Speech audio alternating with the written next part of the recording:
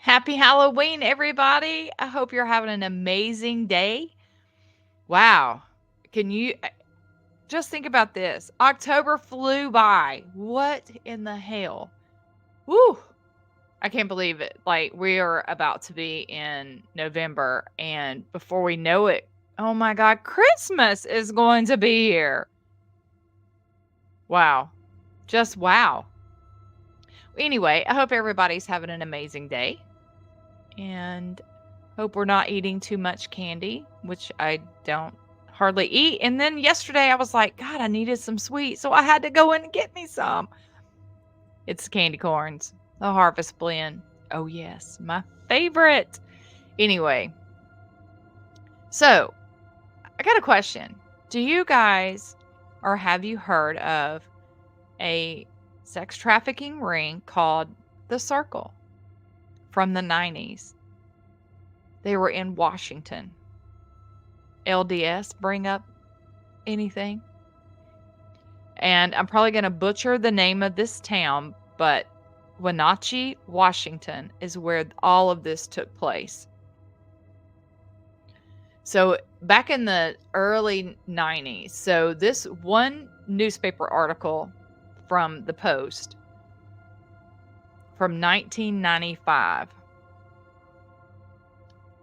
and it's describing, depends on which side of this bitterly divided community of 24,000 you believe, it has been either of the most extensive child sex rings ever uncovered in the United States, which, let me say this, at the time it was. Also, if you guys have never let me give you a shout out to Fox Nation. They put together a very good documentary, and we are going to watch these series. So we're going to watch episode 1 if I can get through it without having to pause it so many times, because I don't want to get a copyright strike. But we are going to try it. And if it comes up that I can't play it, then obviously we're not going to be doing this one. And I did one video, and guess what I did? I didn't share my damn screen, and I'm talking through the whole thing. I'm like, what is going on, Dana? You got to stop doing that. Stop it. Stop it. It's annoying. But all right, it's called In the Valley of Sin on Fox Nation. Shout out to Fox Nation. So this particular article came out in the Post, Washington Post, in 1995.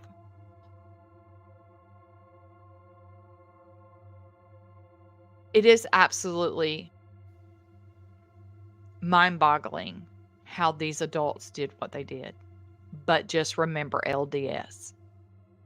Depending on which side of the bitterly divided community of 24,000 you believe, it has been either one of the most extensive child sex rings ever uncovered in the United States, or a massive witch hunt orchestrated by an obsessed police detective. His own 11-year-old foster daughter and a few zealous state welfare caseworkers. Well, what is certain is that during the past years prior to this article, dozens of people have been accused of child R, incest, and pedophilia. Not to mention other unspeakable crimes. The parents allegedly swapped their own children at a bizarre sex party and their own parents participated in R and other sexual assaults. They had ritualistic orgies. What in the hell? I never heard of this ever. And back in the 90s, computers were just coming along, and I think in 92, 93, maybe even 90, whenever it was, computers came out. We had that dial up, and you literally could hear it like a fax machine dialing up an internet connection. So I was around for the infancy of computers. Before that, everything was by hand. It's like, God. So these particular parties occurred regularly in the houses of some of these accused adults. There was also a group fostered of the young girls, and even in a Pentecostal church. I often question a lot of stuff, but I question the Christian faith because of stuff like this. This isn't the only time this has happened. So, a 50-year-old pastor and his congregation allegedly participated in sex acts with minor children in front of the altar while they were shouting, "Hallelujah, there goes the devil." Those men, these parents, need to not.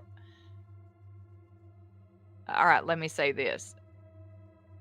They're wasting oxygen. Period. Wasting oxygen.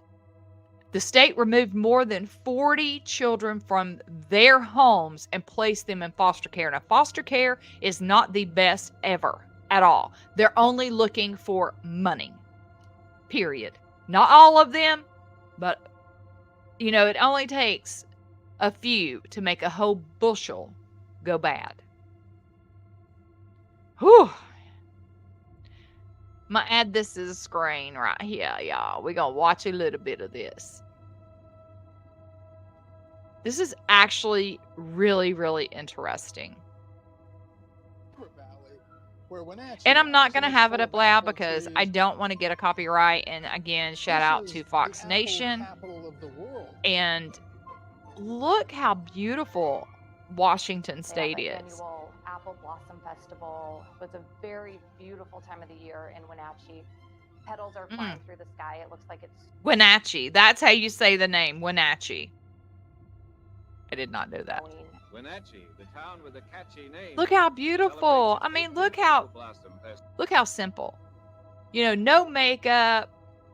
I mean, she really homely looking, but simple. And there's a big parade of floats, and it sort of honors this small town heritage. And I know I've already just talked about how we are about to be into November, and this weekend we fall back on our time. But looking at this right here, the few seconds that we've watched, you look how innocent these children are. And then you go back on your own childhood and go, oh man, I remember watching, on our 3-channel TV that we had, and we were the remote control at the time. People joke about that, but that is the honest to God's truth. But watching the Thanksgiving parade and the Macy's Thanksgiving parade, and then even, the Christmas parade, and even in different cities, they have different Christmas parades, but this just kind of nostalgic, I guess. I think all of us were the in the parade parades and point. stuff.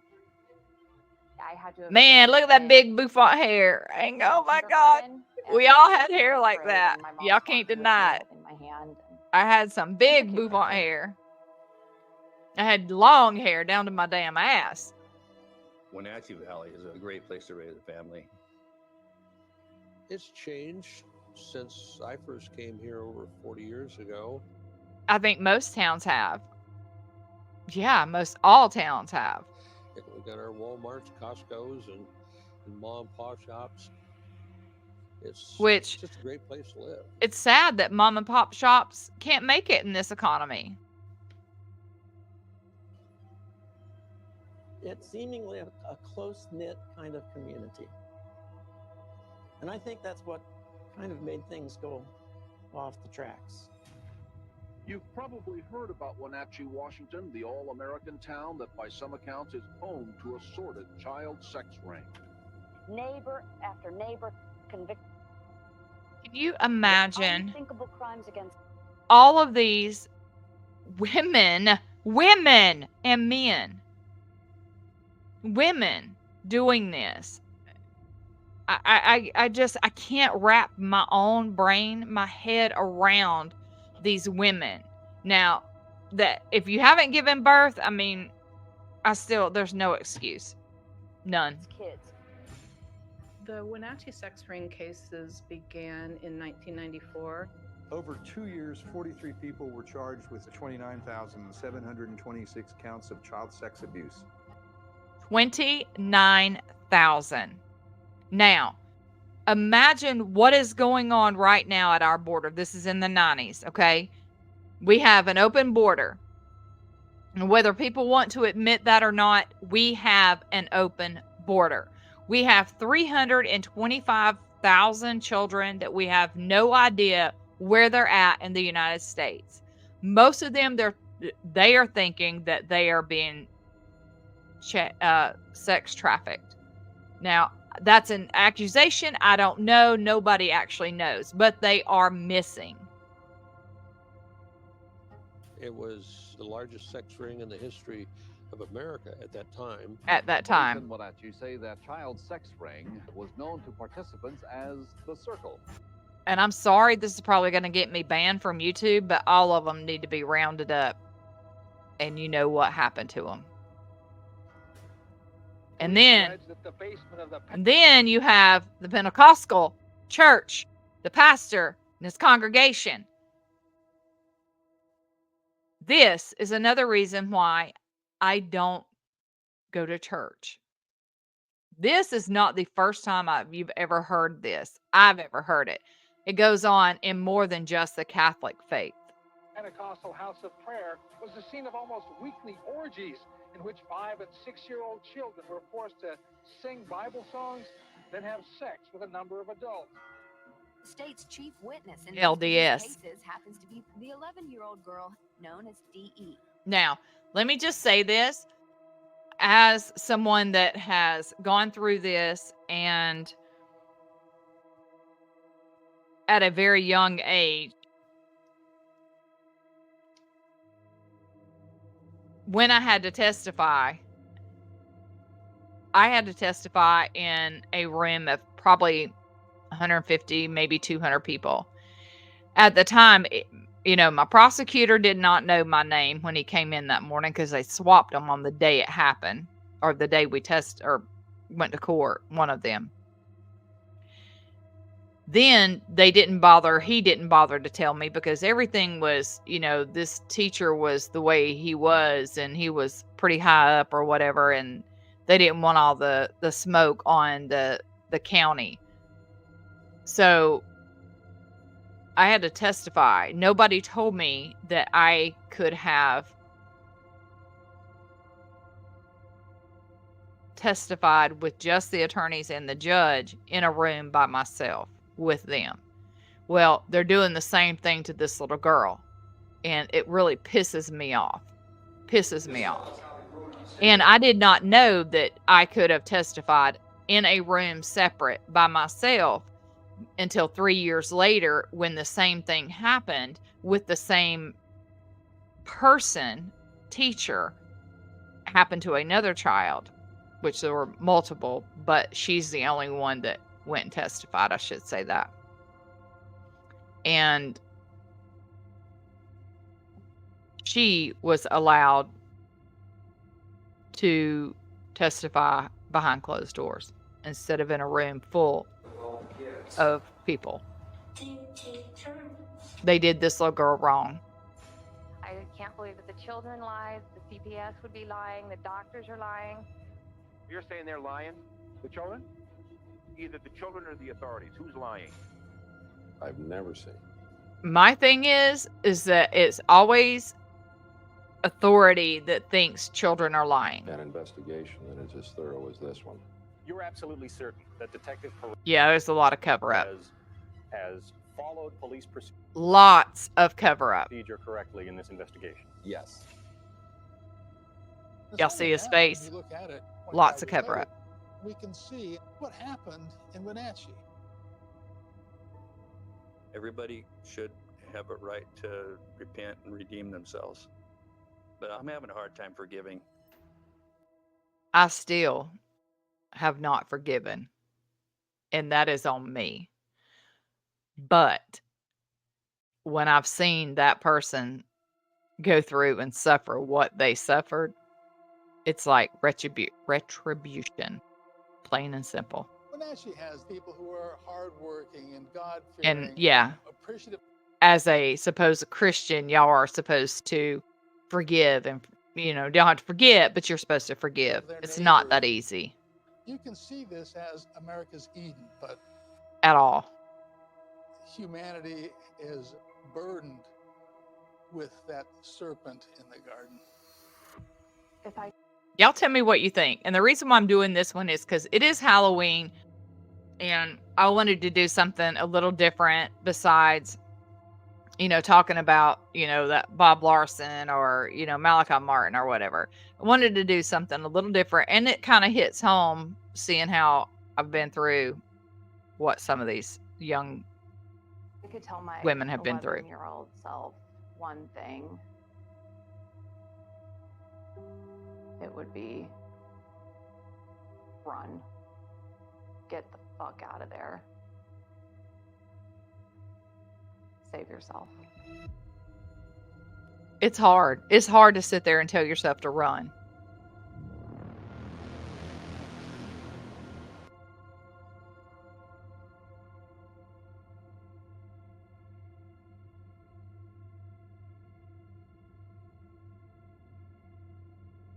It's really, really hard. Look how beautiful. Look how beautiful that is. My name's Mark Doggett. I live in Wenatchee, Washington. I've been retired from Walmart for 2-3 years.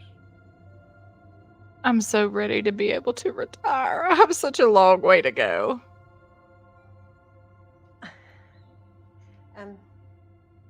I'm Carol Doggett. And shout out to my hubby. He was, not going to tell you how old. Yes, I am. He's an old man now. Happy birthday. It was yesterday.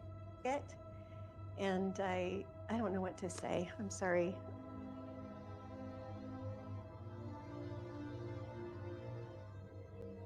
Mark and I met when we were in high school in California. I was a freshman and he was a sophomore. We dated on and off all through high school. Look, y'all see this right here, not the orchards or whatever, but the way it looks up here. When we lived in California, we lived kind of up on a hill, kind of like this that you see in the background. And it was beautiful. I mean, you would walk out and it was just gorgeous. I mean, I don't even know how to explain it other than that. It was absolutely beautiful.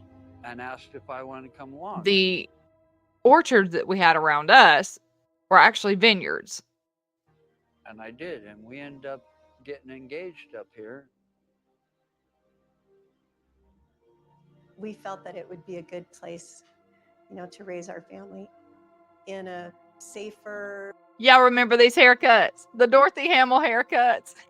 cleaner environment. Oh my God, I think And it everybody was. had It was a those. beautiful I think valley. everybody I did. still love Wenatchee to this day. Look how beautiful. Now, I love cold weather more than hot, even though I love the beach in the summer, all that. But I'm such a hot nature person, and I love cold weather. I love the snow. I mean, when we lived in Alabama, pretty much our whole life, we would get a ½ inch of ice and it would shut the whole state down.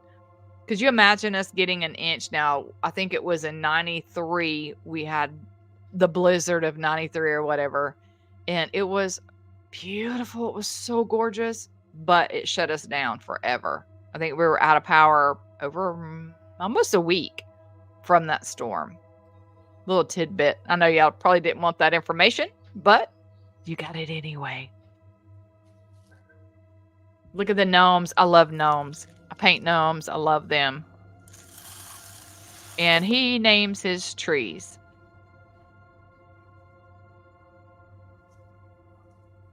This tree is named Mabel. And tell me if you guys like this, if you're interested, I am going to keep doing these different series because this is only episode 1 and we are only 6 minutes into it. Mabel was born in Cherry 21 minutes I've been on here When and I we're only moved in 6 here, minutes in. I realized Wow. she wanted Dana. to be a maple. So I can't make you a maple, but I can name you Mabel. Oh, he named her Mabel. She took to it well. Look how beautiful that is. You know, a couple of years ago, I was doing a travel tech and I was in Cincinnati. And I loved it there. I love the market and there was a couple of other places that I went to around Cincinnati, and there was a park that I would go and jog every day and absolutely loved it. And then I got, you know what, and it took me way down. But this reminds me of it because the week after I left, I really wasn't done. Donnie's dad got really bad sick, and I was just like, I got to go home. I mean, to be there. And they had snow. I'm like, oh my God, what would I have done? I would have called out every day because I can't do snow. When we first came up here, we were living in an orchard. Little Having an orchard, tidbit really. there too. Mark and I had pretty much a hippie mentality growing up. You know, we were kind of like wild kids in the 70s. And when it came time to have a family, you know, we needed to settle down and become responsible. Look how cute. Mark worked in the fruit warehouses, and I got part-time jobs here and there, and we just started raising our family. We wanted to be young parents, and so we had all of our children pretty close together, 5 in a row. Know about that 5 children family? Yes, we do. So cute. That was one of my favorite pictures. Okay, what are these? Oh, these are a lot of family portraits through the years. Look at Daddy and Mama. That's me when I was 15. Oh my God, look Ooh, how good cute. splits. My name is Sam Doggett. I'm the oldest of Carol and Mark Doggett's 5 children. Growing up, we didn't have a lot of money. We were on welfare. We used That's food a big old stamps. zucchini. That was a big zucchini, if that's what that was. That's what it looked like. And I'm going to tell you, too, you know, when we were growing up, we didn't have a whole lot of money. You know, we probably would have been on welfare and food stamps. But because of where my mother worked, it was kind of like a commissary. So imagine a Dollar General into a super, super mini Walmart. It had clothes, it had food, it had jewelry, it had everything like a little country store would have. And I think that's pretty much what saved us from actually going on food stamps and welfare. And, you know, both my parents worked. So it was rough back then, but they always made it. You know, we would get one main gift at Christmas. Now kids get one main gift and 100 freaking damn more gifts, which I can't say nothing because we do that to the grands. Stamps. But we We definitely did do that lots with the of grandkids. Family activities. Spoil 'em rotten. Aw, it's a pretty one of Amber. Yeah. My I'm name wondering, is Amber Doggett, and I am second to something youngest. happened. Okay, so We were just always out only doing because stuff, I've watched, going I camping. did a video and I didn't share the whole screen like I am sharing now. So I'm having to redo this a third time, actually. Actually, the first time I was just doing it in my pumpkin head, and I was like, I didn't like it. So we did Susan Wright on that one, and I might put it out. Who knows? I might just do it as a video, but yeah. Hiking, picnicking. My God, look how Megan beautiful. was just tiny. She wasn't even a year old here. It was just little baby. Something had to have happened to one of their And children. Megan liked to be considered like a rough and tumble kind of kid, but really deep down, Megan just had a sweet, sweet heart. John, 13 years old. Now, he's a little John Doggett. timid. Very timid. Growing up, I was raised LDS. did There you Boy go. Scouts and youth And I'm gonna tell you something about the LDS. Y'all tell me your thoughts. groups, and we're a pretty wholesome family. Because I am not a My mom fan. and dad would come and play ball with all the neighborhood kids, and Polygamist. all the kids were Come always to in and mind. out of the house. We had an open door. And, you know, polygamy doesn't just go on, guaranteed, doesn't just go on in the LDS. As a family, we're a really strong family. Shout it out was to a really Fox good Nation. life. Like it was a really good life. I was. If really you don't have happy. Fox Nation, please I sign was up. really happy. If you're a veteran, you get it free for the first year. Oh. Well, this is 1994. This is when the Cunninghams were arrested. This is a letter that I wrote to you when you were down in California. June 20th. So I think what we're going to do is we are going to do probably multiple parts. I mean, clearly I am only 9 minutes in of a 51-minute session, or not session, whatever it is, whatever. Yeah. So you guys, please have an amazing rest of your Halloween. Yeah. It is Halloween. Oh my God. Happy Halloween, everybody. All right. I'm going to go before I ruin this one. All right. See you guys. Maybe